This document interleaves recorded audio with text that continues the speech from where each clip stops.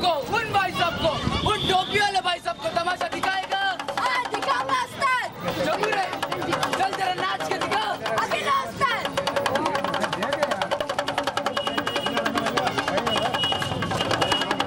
जबूर है, तेरा अच्छे से नाच, लोगों का मनोरंजन कर।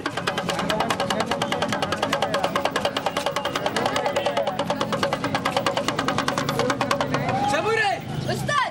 चल अब इस रस्से पर चल कर दिखा। नहीं दिखाऊंगा उस्ताद। जबूर है, चल इस रिंग में से निकल कर दिखा। बिल्कुल नहीं दिखाऊंगा। जबूर है, चल इस जलती आग में से निकल कर दिखा। बिल्कुल नहीं दिखाऊंगा। उस्ताद, आज जो मैं तमाशा साहिबानों, मेहरबानों और कदरदानों को दिखाने जा रहा हूँ, उस पर यदि इन्होंने ध्यान नहीं दिया तो बिना अनाज, बिना पानी और बिना शुद्ध हवा के वैसे ही जल के मर जाएंगे और इन्हें कोई नहीं बचा पाएगा। तो भाइयों और बहनों, देखिए आज की समस्या और खोजिए समाधान।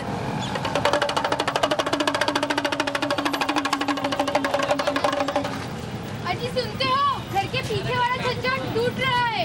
कब से कह रही हूँ कुछ अच्छी लकड़ियों का इंतजाम करवाओ, मगर आप तो सुनते ही नहीं है। पापा, मेरा रूम का तो दरवाजा भी टूट रहा है और पलंग तो कभी भी टूट कर नीचे गिर सकता है, मुझे भी नीचे गिरा सकता है। पापा, मेरी तो पढ़ाई करने की टेबल कुर्सी भी टूट रही है, उसके लिए भी कुछ लकड़ियों का इंतजाम कीजिए। अरे खेत के आसपास कितने पेड़ लगे हैं, किस काम के? आपको तो कुछ समझ में नहीं आता। वो आम का पेड़ क्यों नहीं कटवाते? लोग बताते हैं आम की लकड़ी बड़ी मजबूत होती है। ठीक है, तुम नाराज क्यों होती हो? मैं आज ही भीमा को भेजकर वह वृक्ष कटवा देता हूँ। भीमा, जाओ और वो जो हमारे खेत पर लगे आम का वृक्ष है ना, उसे काट कर ले आओ। नहीं, मुझे मत काटो। मैं तुम्हें मीठे मीठे फल देता हूँ, उससे बचने के लिए मैं छाव देता हूँ। पूजा में मेरे फलों का उपयोग होता है। मेरे कच्चे फलों से तुम्हें अचार भी मिलता है। वो मैं पानी से हमारे बालों को ऊपर आकर्षित करता हूँ, वो वर्षा कराता हूँ। इसलिए मुझे मत काटो। अरे भगवान, तुम इतने अच्छे वृक्ष को काटने के लिए क्यों कह रही हो? इससे हमें मीठे मीठे फल मिलते हैं और हमारे कृषक भाई जब खेतों में काम करते करते थक जाते हैं तो ये उन्हें आराम और छाया प्रदान करता है।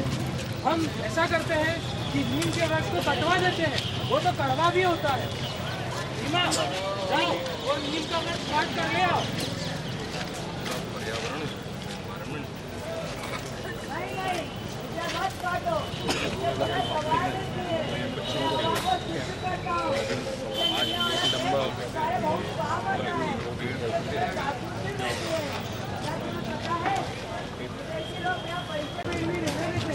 अरे इस वक्त को छोड़ो, वो बगल का व्यक्ति ना उसे ही काट लो। ये कितनी लगी खेल रहा है। भीमा, जाओ और वो बरगद का वृक्ष काट कर ले आओ।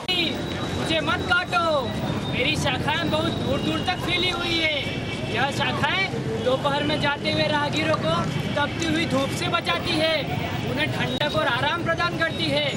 इसलिए लोग मेरी पूजा भी करते हैं। मैं जहाँ पर खड़ा रहता हूँ वहाँ की मिट्टी को जकड़ कर रखता हूँ, इससे मृदा अपरदन भी नहीं होता है और भूमि का जल स्तर बढ़ता है। इसलिए मुझे मत काटो। कुछ नहीं कर पाएंगे। आप तो ऐसा कीजिए, सभी वृक्ष कटवा दीजिए। हमें तो कुछ ही लकड़ियों की आवश्यकता है, बाकी बची लकड़ियों को बेचने पर अच्छी खासी रकम भी मिल जाएगी। नहीं, होंगे सारे पेड़ खत्म, न हवा और पानी कहाँ से लाओगे? प्रदूषित वायु को कौन शुद्ध कर सांस लेने योग्य बनाएगा? ऋतु चक्र बदल जाएगा, सभी जीवों का जीना मुश्किल हो जाएगा। यदि वर्षा नहीं होगी तो सूखा और अकाल छा जाएगा।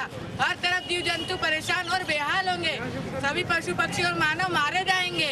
हरियाली खत्म हो जाएगी, पृथ्वी बंजर हो जाएगी, हर तरफ रेत ही रेत होगी। कोई नहीं बचेगा।